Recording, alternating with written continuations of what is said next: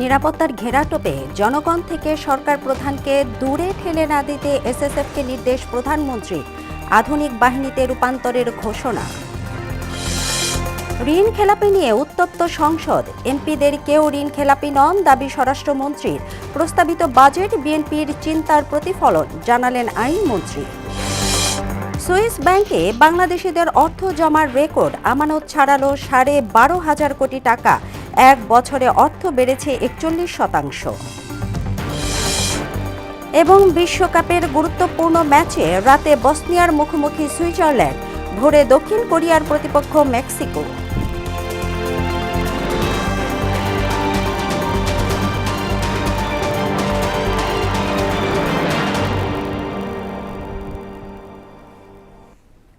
আসসালামু আলাইকুম।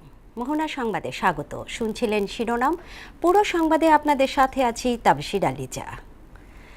Special security force এসএসএফকে বহুমাত্রিক নিরাপত্তা চ্যালেঞ্জ মোকাবেলায় প্রস্তুত থাকতে বলেছেন প্রধানমন্ত্রী তারেক রহমান। একে আধুনিক ও প্রযুক্তি নির্ভর বাহিনী হিসেবে গড়ে তোলা হবে বলেও জানান তিনি। বৃহস্পতিবার সকালে এসএসএফের 40তম প্রতিষ্ঠাবার্ষিকীর অনুষ্ঠানে এসব কথা বলেন প্রধানমন্ত্রী। নিরাপত্তার কারণে সরকার প্রধান যেন জনগণ থেকে দূরে চলে না যান সে বিষয়ে খেয়াল রাখার তাগিদ দেন তিনি। তানজিদ ভুঁইয়ার প্রতিবেদন। বৃহস্পতিবার সকালে রাজধানীর তেজগাঁওয়ে প্রধানমন্ত্রীর কার্যালয়ে স্পেশাল সিকিউরিটি ফোর্স এসএসএফ এর 40তম প্রতিষ্ঠাবার্ষিকীর অনুষ্ঠানে যোগ দেন প্রধানমন্ত্রী তারেক রহমান। বক্তব্যে তিনি বলেন, আর্থসামাজিক ও রাজনৈতিক পরিস্থিতি, ভূ রাজনৈতিক বাস্তবতা এবং তথ্য প্রযুক্তির অবাধ বিকাশের ফলে বহুমাত্রিক চ্যালেঞ্জ মোকাবিলায় বিশেষ বাহিনীটিকে সর্বদা প্রস্তুত থাকতে হবে। আধুনিক ও যুগ উপযোগী প্রশিক্ষণের মাধ্যমে নিজেদেরকে সার্বক্ষণিক প্রস্তুত রাখা অত্যন্ত জরুরি। একটি বিশেষায়িত বাহিনী হিসাবে সাহস, দক্ষতা, কৌশল এবং সর্বাধুনিক প্রযুক্তিতে এসএসএফ এর পিছিয়ে থাকার কোনো সুযোগ নেই। এসএসএফ এর নবনির্মিত অত্যাধুনিক ফায়ারিং রেঞ্জের উদ্বোধনী মহড়ার কথা উল্লেখ করে কৌশল প্রণয়ন এবং দক্ষতা বাড়াতে ফায়ারিং রেঞ্জের সর্বোত্তম ব্যবহার নিশ্চিতের আহ্বান জানান তিনি। এসএসএফ এর মতো বিশেষায়িত বাহিনীর জন্য আধুনিক নিরাপত্তা কৌশল এবং প্রযুক্তিগত দক্ষতা অর্জনের পাশাপাশি প্রতিটি সদস্যের সাহস, সততা, বিশ্বস্ততা, সর্বোচ্চ পেশাদারিত্ব, নিয়মানুবর্তিতা এবং সর্বোপরি চেইন অফ কমান্ড, এই বিষয়গুলো কঠোরভাবে মেনে চলা অপরিহার্য। আধুনিক বিশ্বের সঙ্গে তাল মিলিয়ে এসএসএফকে আরও কর্মদক্ষ করে গড়ে তোলার লক্ষ্যে সরকার প্রয়োজনীয় সব ধরনের পদক্ষেপ অব্যাহত রাখবে ইনশাআল্লাহ। প্রধানমন্ত্রী বলেন, জাতীয় নির্বাচনের পর রাষ্ট্রীয় নিয়ম অনুযায়ী সরকার প্রধান হিসেবে এসএসএফ তার নিরাপত্তার দায়িত্ব পালন করছে। তবে নিরাপত্তার গ্যারাটোপে সরকার প্রধান যেন জনগণের থেকে দূরে সরে না যান সে বিষয়টি খেয়াল রাখতে হবে। সুতরাং নিরাপত্তার ঘেরাটোপে যাতে সরকার প্রধানকে জনগণ থেকে দূরে ঠেলে না দেওয়া হয়, এই সফিস্টিকেটেড বাহিনীর হিসাবে সেদিকেও বিশেষভাবে লক্ষ্য রাখার জন্য আমি আপনাদের প্রতি বিশেষভাবে আহ্বান জানাই। জনগণের দুর্ভোগ লাঘব করে সড়কে যানবাহনের চলাচল স্বাভাবিক রাখতে আমি আমার গাড়িবহরের আকার সীমিত করেছি। ফলে বিদ্যমান পরিস্থিতিতে সদস্য সংখ্যা বাড়ানোর পরিবর্তে এসএসএফকে হয়তো দক্ষতা এবং নিরাপত্তা কৌশলের উপরে বেশি জোর দিতে হচ্ছে। গুরুত্বপূর্ণ ব্যক্তিদের নিরাপত্তায় সর্বোচ্চ গুরুত্ব দেওয়ার আহ্বান জানিয়ে দায়িত্ব পালনের সময় সাধারণ মানুষ যেন দুর্ভোগের শিকার না হন সেক্ষেত্রে সতর্ক থাকার তাগিদও দেন প্রধানমন্ত্রী তারেক রহমান। অবশ্যই আপনারা গুরুত্বপূর্ণ ব্যক্তিদের নিরাপত্তাকে সর্বোচ্চ প্রাধান্য দেবেন, তবে দায়িত্ব পালন করতে গিয়ে জনগণ যাতে কোনো রকম রূঢ় ব্যবহারের শিকার না হন সেদিকেও আপনাদেরকে বিশেষভাবে নজর রাখার জন্য আমি আহ্বান করব। তানজিদ ভুঁইয়া, মোহনা সংবাদ, ঢাকা। সংসদ সদস্যরা ঋণগ্রস্ত হতে পারেন, তবে আইন অনুযায়ী ঋণ খেলাপি নন, এমন কথা জানিয়েছেন স্বরাষ্ট্রমন্ত্রী সালাউদ্দিন আহমদ। আর এবারের জাতীয় বাজেটে বিএনপির 17 বছরের চিন্তা ও পরিকল্পনার প্রতিফলন ঘটেছে বলে মন্তব্য করেছেন আইনমন্ত্রী আসাদুজ্জামান। বৃহস্পতিবার বিকেলে জাতীয় সংসদের বাজেট অধিবেশনের সাধারণ আলোচনায় অংশ নিয়ে এসব কথা বলেন তারা। বাকিটা জানাচ্ছেন নাজমুল ইসলাম। বৃহস্পতিবার ত্রয়োদশ জাতীয় সংসদের দ্বিতীয় অধিবেশনের প্রথম বাজেট অধিবেশনের দশম দিনে 2026-27 অর্থবছরের প্রস্তাবিত বাজেট নিয়ে সাধারণ আলোচনায় অংশ নেন সরকারি ও বিরোধী দলের সংসদ সদস্যরা। এটা হাউসে না বলে এটার জন্য কমিটি আছে, ওখানে বললেই হতো।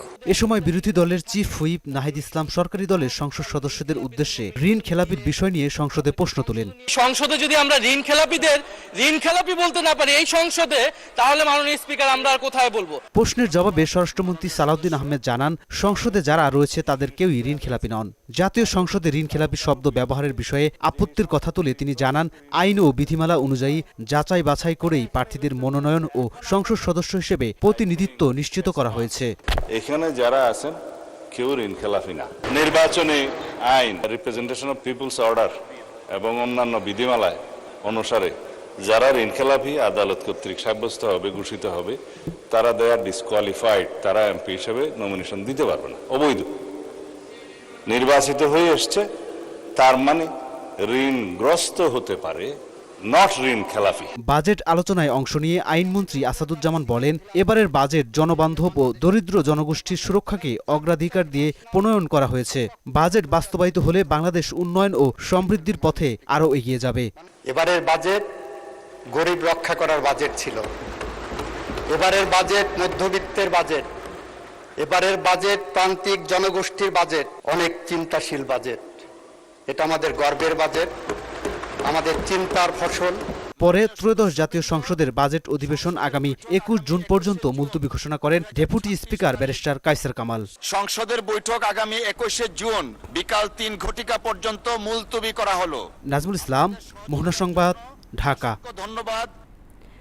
নির্বাচনী প্রতিশ্রুতি অনুযায়ী গণতান্ত্রিক রাষ্ট্র গঠনে সরকার সবাইকে নিয়ে কাজ করবে বলে জানিয়েছেন তথ্য ও সম্প্রচার মন্ত্রী জহিরুদ্দিন স্বপন। বৃহস্পতিবার সকালে রাজধানীর একটি হোটেলে জাতীয় গণমাধ্যম কমিশনের রূপরেখা প্রণয়নের লক্ষ্যে আয়োজিত কর্মশালায় এ কথা বলেন তিনি। আলোচনার মাধ্যমে সবার মতামতের ভিত্তিতে সমস্যা খুঁজে বের করতে পারলে গণমাধ্যম কমিশনের রূপরেখা তৈরি সহজ হবে বলেও মনে করেন মন্ত্রী। নির্বাচনে যাওয়ার আগেই জনগণের কাছে প্রতিশ্রুতি দিয়েছি যে আমরা এই রাষ্ট্রকে একটা গণতান্ত্রিক রাষ্ট্রে পরিণত করার জন্য, একটা কল্যাণমূলক রাষ্ট্রে পরিণত করার জন্য যে সমস্ত জায়গাতে মেরামত করা দরকার সকলকে সাথে নিয়ে সেই সব জায়গাতে আমরা মেরামত করব, গণমাধ্যমের স্বাধীনতাকে নিশ্চিত করব এবং সেই লক্ষ্যে আপনাদের সকলকে সাথে নিয়ে আমরা পথ চলব। রাষ্ট্র গঠনে প্রধানমন্ত্রীর ছায়া সঙ্গী হিসেবে ডাক্তার জোবাইদা রহমান কাজ করছেন বলে জানিয়েছেন বিএনপির স্থায়ী কমিটির সদস্য ডক্টর আব্দুল মঈন খান। বৃহস্পতিবার সকালে রাজধানীর একটি শিক্ষা প্রতিষ্ঠানে ফাউন্ডেশনের ভাইস প্রেসিডেন্ট ডাক্তার জোবাইদা রহমানের জন্মদিনের অনুষ্ঠানে তিনি এ কথা বলেন। সুবিধা বঞ্চিত পথ শিশুদের শিক্ষা ও জীবনমান উন্নয়নে জিয়াউর রহমান ফাউন্ডেশন কাজ করবে বলেও জানান ডক্টর মঈন। ডক্টর জোবাইদার যে আদর্শ, সে আদর্শ হচ্ছে আমাদের দেশের সুবিধা বঞ্চিত মানুষ যারা, সুবিধা বঞ্চিত শিশু যারা, তাদের উন্নয়ন করা, এটা হচ্ছে তার জীবনের লক্ষ্য। তিনি কিন্তু আপনাদের প্রতি তাদের এই আদর্শ, শিক্ষার আদর্শ আপনাদের কাছে নিয়ে এসেছেন এবং আমি বিশ্বাস করি তার সেই আদর্শ আমরা সবাই অনুসরণ করি। জুলাই সনদ নিয়ে রাজনৈতিক বিতর্কের নিষ্পত্তি সংসদেই করতে চায় জামায়াত, এমন মন্তব্য করে দলটির সেক্রেটারি জেনারেল মিয়া গোলাম পরোয়ার বলেন, অন্যথায় এর ফয়সালা হবে রাজপথে। গণভোটের রায় বাস্তবায়ন দাবিতে শনিবার খুলনা সার্কিট হাউস ময়দানে জামায়াতে ইসলামের বিভাগীয় সমাবেশ উপলক্ষে আয়োজিত ব্রিফিংয়ে এ কথা বলেন তিনি। আগামী 21 জুন 11 দলীয় ঐক্যের জরুরি বৈঠক থেকে পরবর্তী আন্দোলনের কর্মসূচি ঘোষণা করা হবে বলেও জানান গোলাম পরোয়ার। গণভোটের রায় এই সরকারকে মানতে হবে এই কারণে যে তারা জাতির কাছে প্রতিশ্রুতিবদ্ধ, এবং আমরা কামনা করি সংসদ চলমান থাকায় সাংবিধানিক এই বিতর্ক, রাজনৈতিক এই বিতর্ক রাজপথে ঠেলে না দিয়ে সংসদেই এর সমাধান করা হোক। আমরা চাই না যে কোনো সহিংসতা, অনিয়মতান্ত্রিক আন্দোলন, রাষ্ট্র এবং সরকার অস্থিতিশীল পরিস্থিতি তৈরি হোক। আমাদের বিরোধী দলীয় নেতা পরিষ্কার বলেছেন আমরা তা চাই না। এখন থেকে পাবলিক পরীক্ষাগুলোতে সব বোর্ডে অভিন্ন প্রশ্নপত্রে পরীক্ষা হবে বলে জানিয়েছেন শিক্ষামন্ত্রী আ.ন.ম এহসানুল হক মিলন। বৃহস্পতিবার সচিবালয়ের সংবাদ সম্মেলনে তিনি বলেন, শিক্ষার্থীদের সাংস্কৃতিক উন্নতির পাশাপাশি তাদের নৈতিক শিক্ষা ব্যবস্থা করা হয়েছে। শিক্ষা প্রতিষ্ঠানে গানের শিক্ষক নিয়োগ দেওয়া হবে না। মন্ত্রিসভার বৈঠকে এমন কোনো সিদ্ধান্ত হয়নি বলে জানান মন্ত্রী। এদিকে প্রাথমিক ও গণশিক্ষা প্রতিমন্ত্রী ববি হাজ্জাজ বলেন, আগামী 20 জুন প্রাথমিক বিদ্যালয় গোল্ড কাপ ফুটবল টুর্নামেন্টের ফাইনাল খেলা অনুষ্ঠিত হবে আর্মি স্টেডিয়ামে, যা উদ্বোধন করবেন প্রধানমন্ত্রী তারেক রহমান। 20 লক্ষের উপরে শিক্ষার্থীরা পুরো দেশব্যাপী গত 2.5 মাস ধরে খেলে ইউনিয়ন লেভেলে, উপজেলা লেভেলে, জেলা, বিভাগ ফাইনাল হতে যাচ্ছে। ছেলেদের 2টো টিম এবং মেয়েদের 2টো টিমের মধ্যে 20 জুন, যেখানে প্রধান অতিথি হিসেবে মাননীয় প্রধানমন্ত্রী থাকবেন। এক এক বোর্ডের সাথে এক এক বোর্ডের প্রতিযোগিতা থাকে। কোনো বোর্ড বলে একটু রিল্যাক্স প্রশ্ন করে, কোনো বোর্ড স্ট্রং প্রশ্ন করে। এক বাংলাদেশে পরীক্ষা দেবে এসএসসি এবং এইচএসসি ভিন্ন প্রস্তুত হতে পারে না, এটা হয় না। পদ্মা সেতুর পিলারের মাটি সরিয়ে নেয় মূল স্থাপনা ক্ষতিগ্রস্ত হবে না। এছাড়া সেখানকার মাটি কোথাও বিক্রি করা হয়নি বলে মন্তব্য করেছেন সড়ক পরিবহন ও সেতু মন্ত্রী শেখ রবিউল আলম। বৃহস্পতিবার দুপুরে সচিবালয়ে কর্মরত সাংবাদিকদের সংগঠন বিএসআরএফ সংলাপে তিনি বলেন, 2 থেকে 2.5 বছরের মধ্যে রাজধানীর 4 বাস টার্মিনাল সরিয়ে নেওয়া হবে। বাকিটা জানাচ্ছেন শামীমুজ্জামান চৌধুরী। পদ্মা সেতুর পিলারের গোড়া থেকে মাটি সরিয়ে বিক্রি করা হচ্ছে এমন খবর সামাজিক যোগাযোগ মাধ্যমে ছড়িয়ে পড়লে আলোচনা শুরু হয় মূল সেতুর ক্ষয়ক্ষতি নিয়ে। যদিও সচিবালয়ে অনুষ্ঠিত বিএসআরএফ সংলাপে সড়ক পরিবহন ও সেতুমন্ত্রী বলেন, মূল সেতু ঘিরে কোনো ঝুঁকি নেই। সেতুটা নির্মাণ হয়ে যাওয়ার পর ওটা কন্ট্রাক্টরের সাথে চুক্তি থাকে, এটা অপসারণ করে ফেলতে হবে। কিন্তু ওই সরকারের আমলে, অন্তর্বর্তীকালীন সরকারের আমলে এটা অপসারণ হয়নি দীর্ঘদিন ধরে। ব্যর্থতা ওই জায়গায় যে কন্ট্রাক্টর ওটা সরে নেওয়ার কথা ছিল, সে সরায়নি। যেহেতু তিনি বিল পান না, এখন সরানোর প্রয়োজন হয়েছে, তাকে শর্ত দেওয়া হচ্ছে তুমি এটা সরাও। সরাতে গিয়ে এখন ওই আর্টিফিশিয়ালি মাটিটাই হয়ে গিয়েছে, এখন মনে হচ্ছে সাবেক মাটি। দেখে মনে হচ্ছে পিলারের গোড়ায় মনে গর্ত হয়ে যাচ্ছে। এই পিলারের সাথে, এই স্ট্রাকচারের সাথে ওই মাটির কোনো সম্পর্ক নেই। 2-2.5 বছরের মধ্যে রাজধানীর 4টি বাস টার্মিনাল সরিয়ে নেওয়ার কথা উল্লেখ করে তিনি বলেন, পরিবহন ব্যবস্থাপনায় শৃঙ্খলা আনতে কাজ করছে সরকার। 4 থেকে 6 মাসের মধ্যে পরিপূর্ণ না হলেও একটা পরিবর্তন আপনারা এই বাস স্ট্যান্ডগুলিতে দেখবেন। সায়দাবাদ স্ট্যান্ড আস্তে আস্তে কাজ করে চলে যাবে, ফুলবাড়িয়া স্ট্যান্ডটা চলে যাবে কিরানীগঞ্জে, গাবতলীটা চলে যাবে হিমায়তপুরে। এরকমভাবে টার্মিনালটা শিফট হবে, কিন্তু এখনই হচ্ছে না। এখন ডিপো হিসাবে ওখানে ব্যবহার হবে। এক প্রশ্নের জবাবে মন্ত্রী জানান, মেট্রো রেল স্টেশনে অস্থায়ী দোকান বসানোর সুযোগ নেই। পিলারে কেউ পোস্টার লাগালে আইনি ব্যবস্থা নেওয়া হবে। ব্যানার, ফেস্টুন যেখানে সেখানে সব নেতার অথবা কোনো প্রতিষ্ঠানের এই লাগানোটা আমাদের শহরটাকে অনেকটা নোংরা করছে। মিটার গেজের লোকোমোটিভ ট্রেন আনার পরিকল্পনা তুলে ধরে ঢাকা টঙ্গী কমিউটার ট্রেন সহ বিভিন্ন রুটে রেল সার্ভিস বাড়ানোর কথাও জানান সড়ক, নৌ ও রেলপথ মন্ত্রী।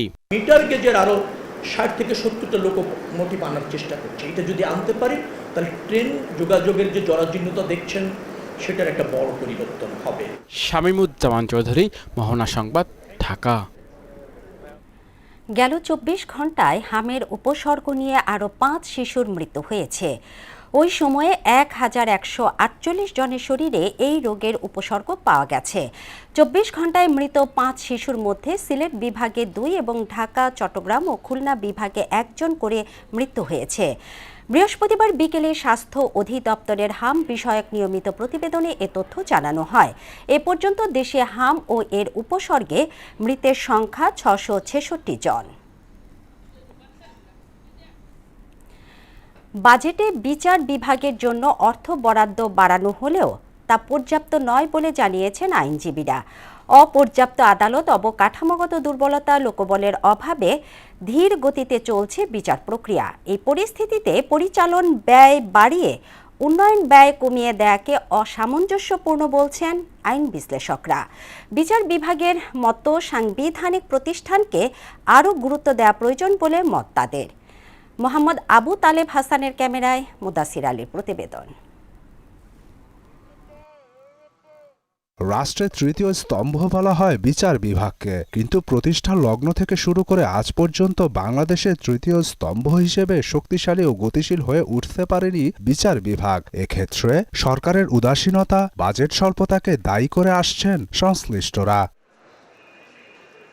বর্তমান নির্বাচিত সরকারও তাদের প্রথম বাজেটে বিচার বিভাগের জন্য খুব বেশি অর্থের বরাদ্দ রাখেনি, যদিও সংখ্যায় 2025-26 অর্থ বছরের তুলনায় তা বেশি। বরাদ্দ 2159 কোটি 74,36,000 থেকে বেড়ে দাঁড়িয়েছে 2188 কোটি টাকা। পরিচালন ব্যয় ও সুপ্রিম কোর্টের জন্য বরাদ্দকৃত অর্থ গতবারের চেয়ে বেশি হলেও উন্নয়ন ব্যয় কম রাখা হয়েছে।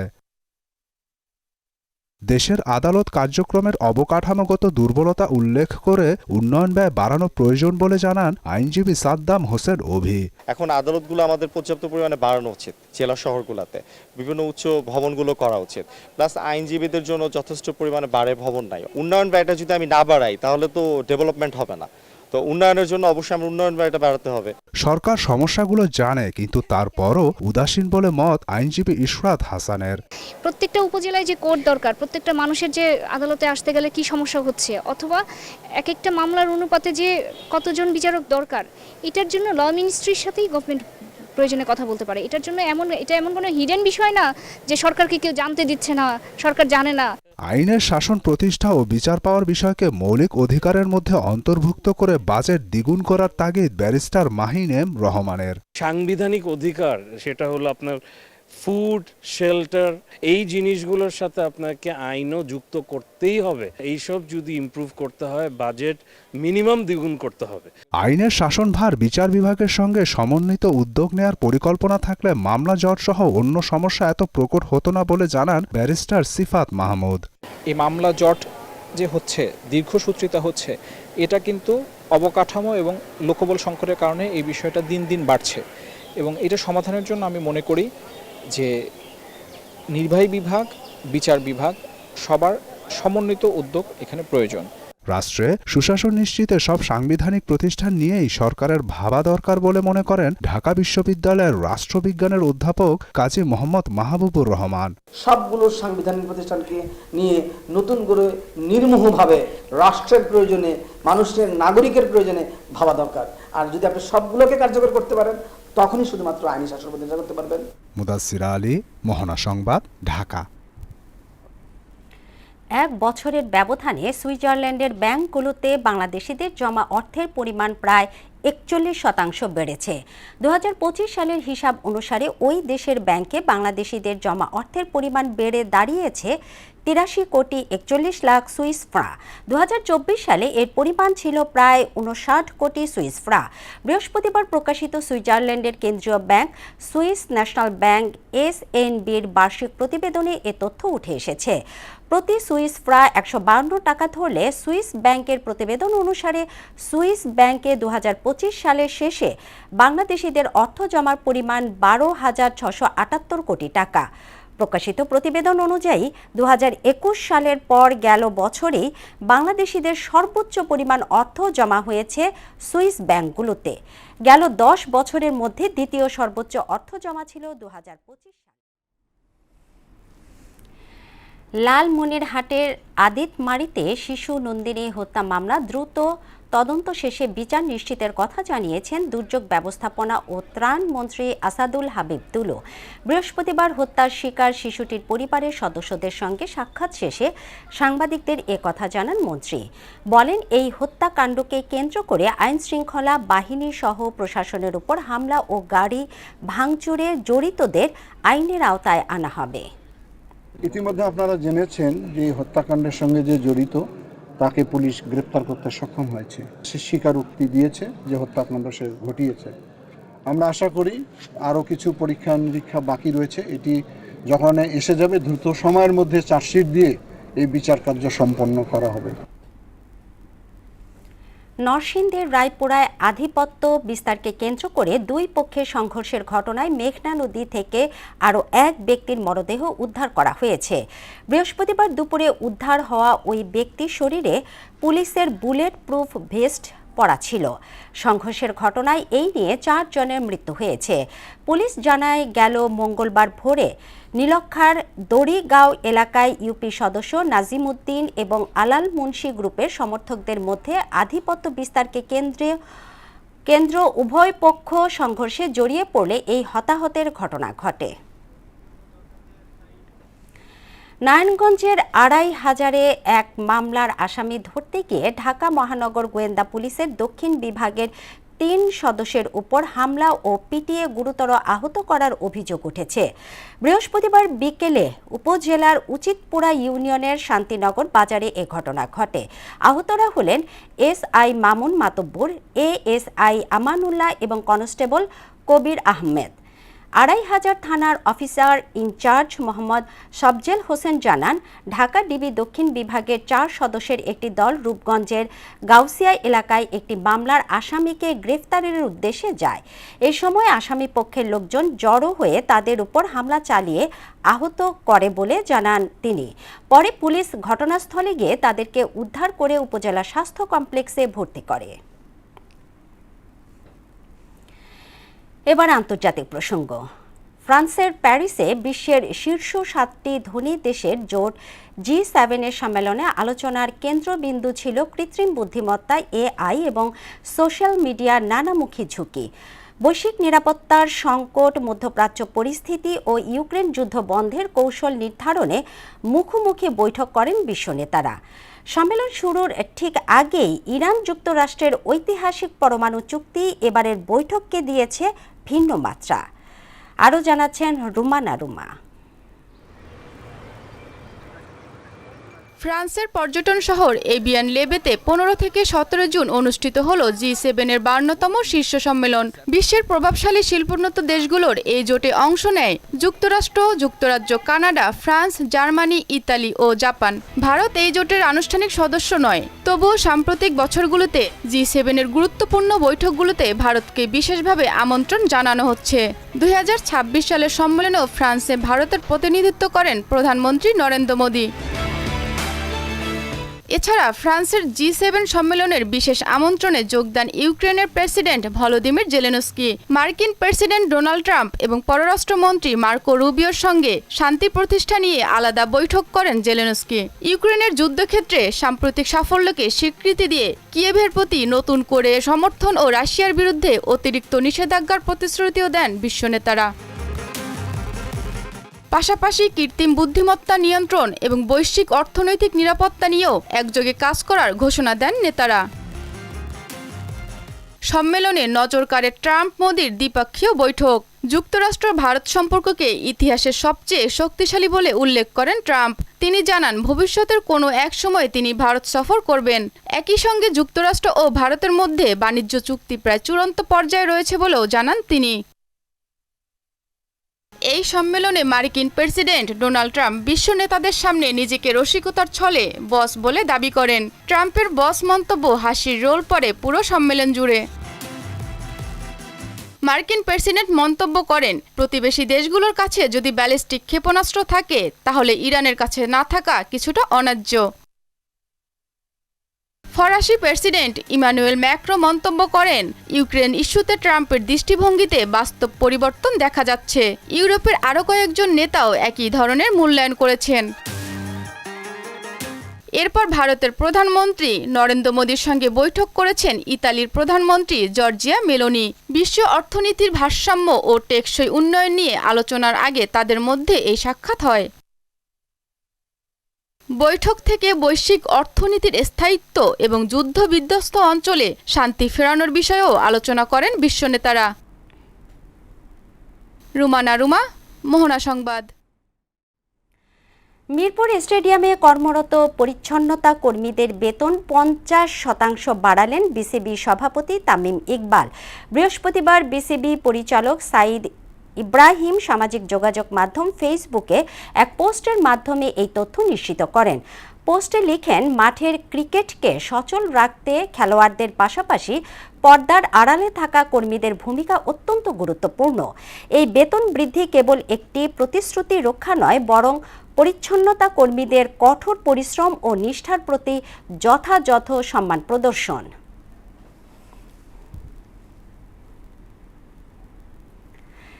শেষ করব মোহনা সংবাদ, তবে যাবার আগে শিরোনামগুলো আরও একবার।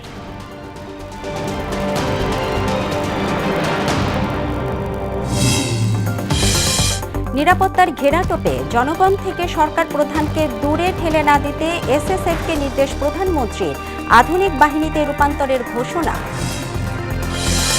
ঋণ খেলাপি নিয়ে উত্তপ্ত সংসদ, এমপিদের কেউ ঋণ খেলাপি নন দাবি স্বরাষ্ট্রমন্ত্রীর। প্রস্তাবিত বাজেট বিএনপির চিন্তার প্রতিফলন জানালেন আইনমন্ত্রী। সুইস ব্যাংকে বাংলাদেশিদের অর্থ জমার রেকর্ড, আমানত ছাড়ালো 12,500 কোটি টাকা, এক বছরে অর্থ বেড়েছে 41%। এবং বিশ্বকাপের গুরুত্বপূর্ণ ম্যাচে রাতে বসনিয়ার মুখোমুখি সুইজারল্যান্ড, ভোরে দক্ষিণ কোরিয়ার প্রতিপক্ষ মেক্সিকো।